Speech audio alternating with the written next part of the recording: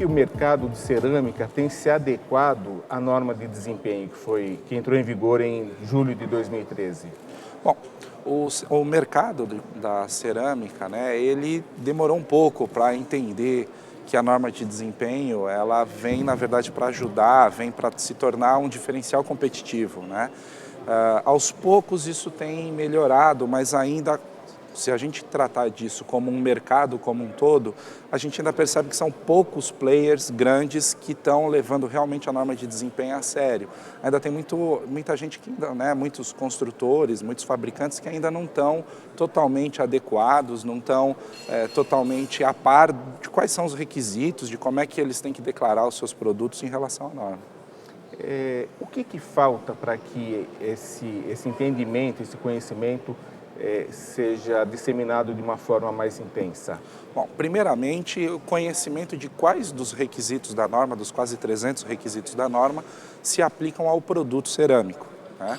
A gente tem que entender que o produto cerâmico, ele é um componente do sistema, né? E a norma de desempenho, ela trata de sistemas, né? Então, eu gosto de fazer analogia com o concreto, né? Então, quando a gente está fazendo um projeto de uma estrutura de concreto, a gente pode perguntar para o nosso fornecedor de concreto com quantos andares de altura eu posso fazer com o concreto dele, né? Ele vai dizer, perguntar para o seu projetista, né? Só que o que acontece, o mercado de cerâmica, ele ainda não está maduro o suficiente tecnicamente para poder chegar nesse ponto de o projetista ter um conhecimento total de avaliação dos dados técnicos da cerâmica para atender a norma de desempenho. Então, isso acaba gerando uma necessidade das empresas cerâmicas em criar ou ajudar, né, criar critérios ou ajudar esses projetistas a especificar de forma correta. E o primeiro passo para isso é justamente elencar quais são os fatores e colocar isso no papel e apresentar isso de uma forma clara para o projetista para ele passar a projetar corretamente. Em sua avaliação, em que medida um evento como esse que o Sinduscon São Paulo realizou hoje, tratando da norma de desempenho, agrega valor ao mercado? Bom, primeiro, a gente sempre sabe que depois de 1 ou 2 anos os temas tendem a cair no esquecimento ou eles ficarem mais frios. E eu fiquei muito impressionado com esse evento, com a quantidade de gente importante que está falando, que está fazendo as apresentações e principalmente de quantidade de tomadores de decisão, né, e diretores de grandes empresas na plateia.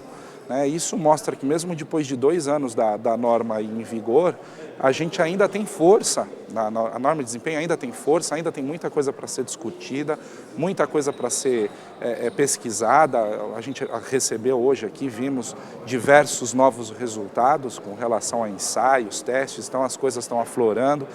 O mercado está ficando mais maduro, está começando a entender melhor quais são os requisitos e principalmente no caso de uma segunda revisão, e isso vai acontecer em algum momento, seja esse ano, seja daqui 20 anos, mas a gente vai ter que ter uma revisão dessa norma, o mercado já está maduro o suficiente para saber quais critérios tem que mudar, quais os pontos da norma que podem ser melhorados e como é que a gente faz o processo evolutivo da construção civil no Brasil. Você frisa muito que a norma de desempenho, na verdade, ela é um diferencial competitivo. As empresas que não adotarem os requisitos estabelecidos na norma, elas tendem a perder mercado, perder clientes? Sim, na verdade o que acontece, né? Eu venho do mercado de cerâmica, mas a gente pode passar isso daí para qualquer outro mercado. Quando a gente está trabalhando num fabricante que é líder de mercado, né, ou está entre os top 5 do Brasil, e você tem a preocupação de colocar um produto correto no mercado, você sempre tem aquela concorrência desleal ou aquele importador autônomo que às vezes traz produto de segunda linha, traz refúgio de fábrica da China e tudo mais, e você não tem como concorrer com esse importador autônomo se o seu cliente não tiver maduro o suficiente para entender o que é um dado técnico. Porque só com os dados técnicos que você consegue mostrar a diferença entre os dois produtos, porque muitas vezes esteticamente eles são iguais.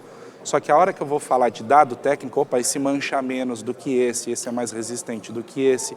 E aí, sim, eu consigo transformar esse amadurecimento técnico em diferencial competitivo. Ou seja, eu consigo vender uma coisa que eu sempre entreguei, mas nunca consegui marketear em cima disso. E agora o setor está preocupado em, opa, não é só estética, agora eu também preciso de técnica.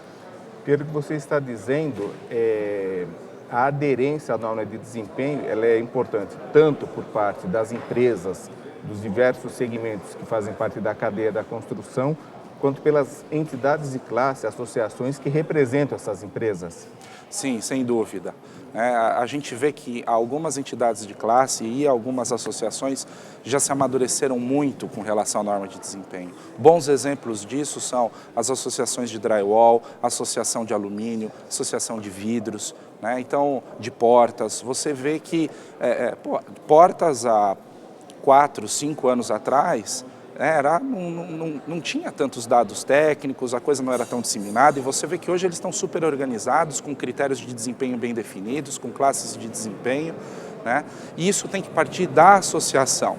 A gente pode sempre ter um ou outro fabricante dentro do seu mercado tentando puxar o tema como um diferencial competitivo, mas o importante é que a associação puxe essa bandeira para o mercado inteiro subir, para o mercado inteiro ganhar. Então a gente não pode depender de um ou outro fabricante de querer, ele sozinho não vai ter força de desenvolver todo o mercado onde aquele fabricante atua.